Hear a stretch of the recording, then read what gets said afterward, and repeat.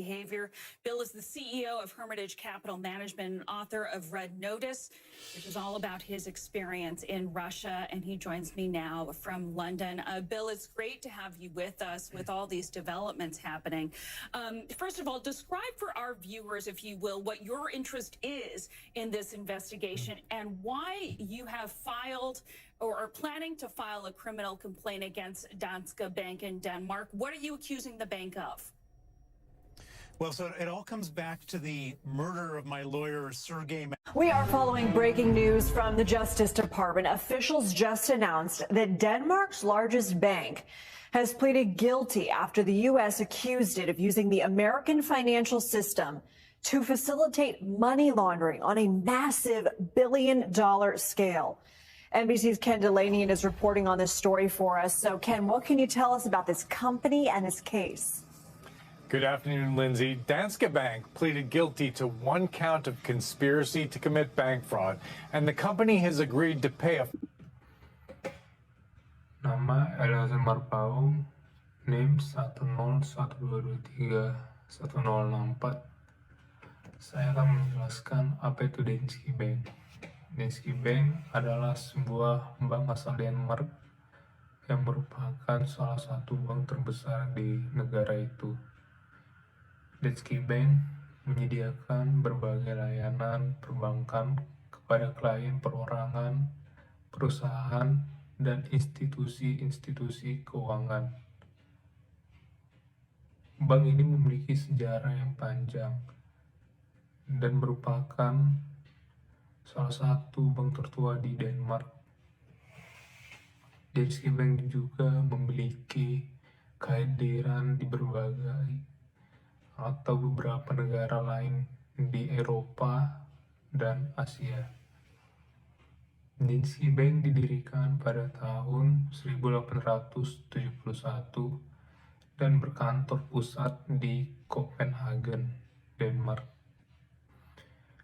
Bank ini terkenal dengan layanan perbankannya yang inklusif, termasuk layanan perbankan digital yang canggih dan berbagai produk keuangan seperti tabungan, pinjaman, investasi, dan layanan perencanaan keuangan. Danske Bank juga dikenal sebagai pemimpin dalam inovasi teknologi keuangan dan memiliki reputasi yang kuat dalam bidang keberlanjutan dan tanggung jawab sosial perusahaan.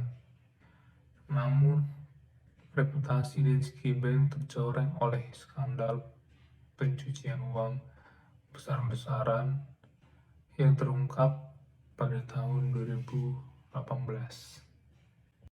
Perkenalkan, nama saya Pascal Segato dengan NIM A1012231046. Kasus Bank Danske.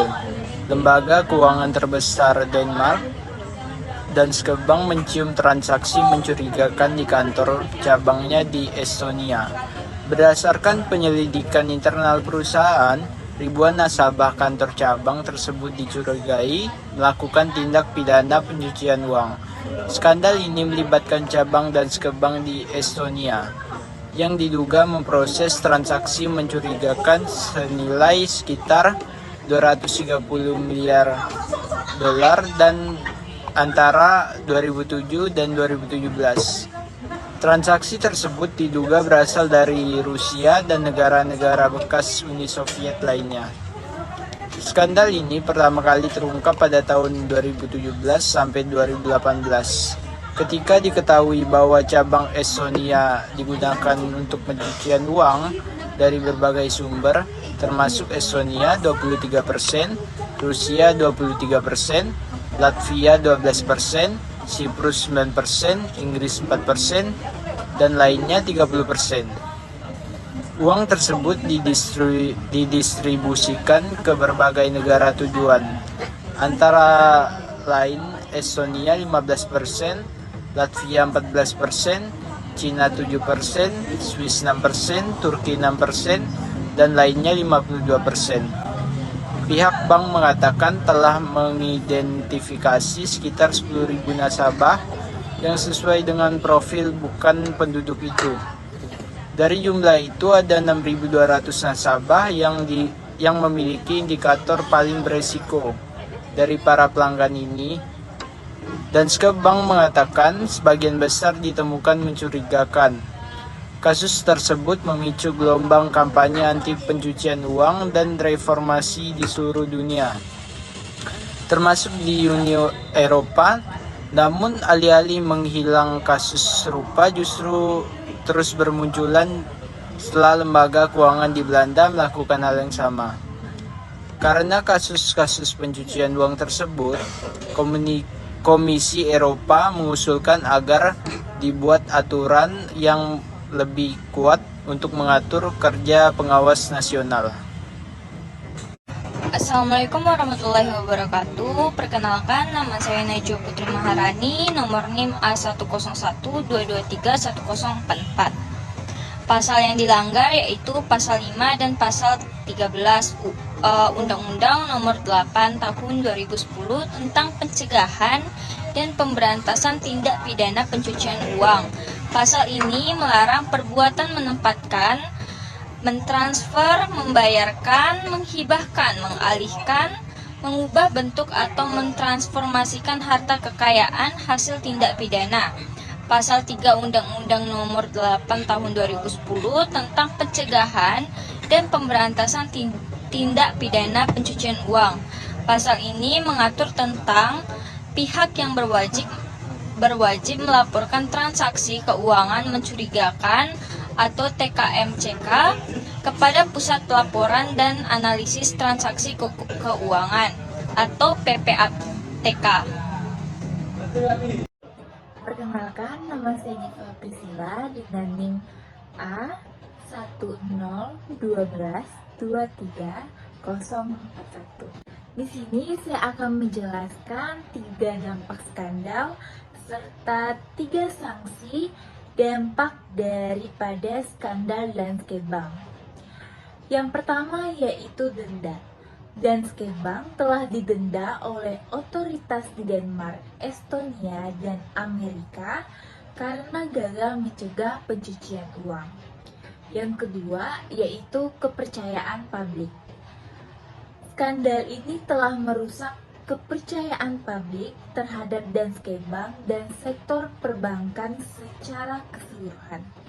Dampak yang ketiga, restrukturisasi manajemen.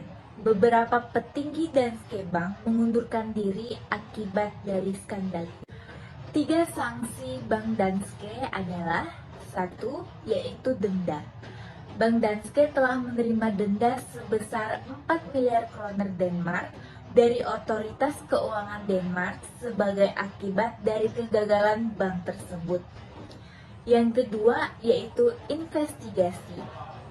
Bank tersebut juga telah menjadi subjek investigasi oleh beberapa otoritas keuangan. Salah satunya yaitu FBI. Yang ketiga yaitu kerugian. Skandal ini telah menyebabkan kerugian yang sangat besar bagi bank tersebut, termasuk kerugian reputasi dan nilai pasar. Harga saham bank tersebut telah jatuh sekitar 75% dalam waktu kurun 10 tahun dan 85% dalam waktu kurun 20 tahun.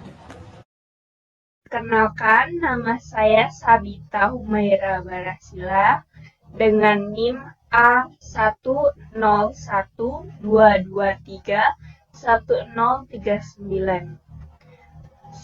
Sekarang saya mau membahas tentang kondisi Bank Danske sekarang. Meskipun menghadapi skandal, Danske Bank masih beroperasi. Bank ini sedang berupaya untuk memperbaiki reputasinya dan menerapkan langkah-langkah untuk mencegah terulangnya skandal serupa. Kondisi bank tersebut sekarang relatif tenang, dengan tidak ada berita tentang tuduhan baru dan tidak ada lagi denda yang wajib dibayarkan. Manajemen baru yang dipimpin oleh Christian Sewing yang memimpin bank tersebut sejak musim semi 2018 tampaknya telah mencapai apa yang diinginkan, ketenangan dan program restrukturisasi yang dilakukan untuk memperbaiki sistem pengawasan dan keamanan internal.